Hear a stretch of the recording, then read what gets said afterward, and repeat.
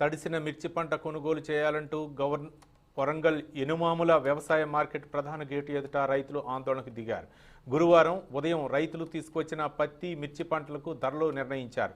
కాంటాలు కాకుండా కొంత సరుకు మార్కెట్లో ఉండిపోయింది. గురువారం మధ్యాహ్నం సమయంలో అకస్మాత్తుగా వర్షం కురవడంతో రైతులు తెచ్చిన ధాన్యం తడిసిపోయింది.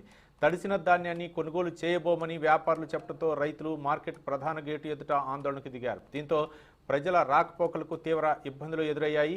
సమాచారం అందుకున్న స్థానిక పోలీసులు రైతులకు నచ్చజెప్పినా వినిపించుకోలేదు. చివరకు తడిసిన మిర్చి బస్తాలు ఒక్కింటికి 2 కిలోల చొప్పున తరుగు తీయాలని నిర్ణయించారు. ఛాంబర్ ఆఫ్ కామర్స్ ప్రతినిధులు, కొనుగోలుదారులు, రైతులకు మధ్య ఈ మేరకు ఒప్పందాన్ని కుదిర్చారు.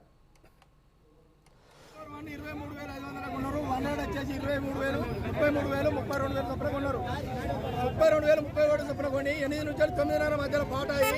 ఇప్పటి వరకు కూడా మాకు కాంటాయిన లేదు. వర్షం పడుతుంది. మేము ఒక 2 పట్టాలన్నీ అందియాలి. మాకు పట్టాలన్నీ ఇవ్వాలంటే పట్టాలు తెచ్చి ఇచ్చింది లేదు.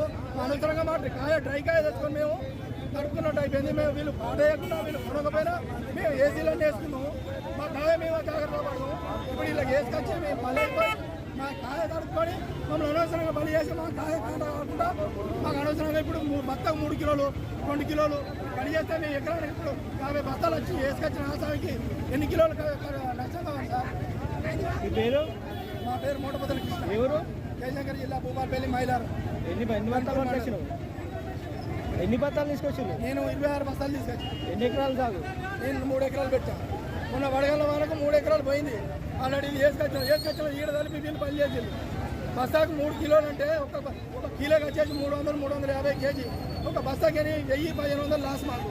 ఈ 1,000-1,500 పెట్టుకుంటే మాకు కూలోళ్ళకి కావా? వీళ్ళని బాగుపడేసి చెప్పి మేమేంది? వాళ్ళు లాభాలు తీసుకుంటారు, కమిషన్ తీసుకుంటారు, మమ్మల్ని అనవసరంగా పని చేస్తారు.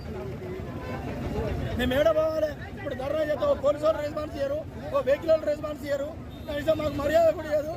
ఏమైనా ఈ ఆసాయంలో ఎందుకు ఈ చేత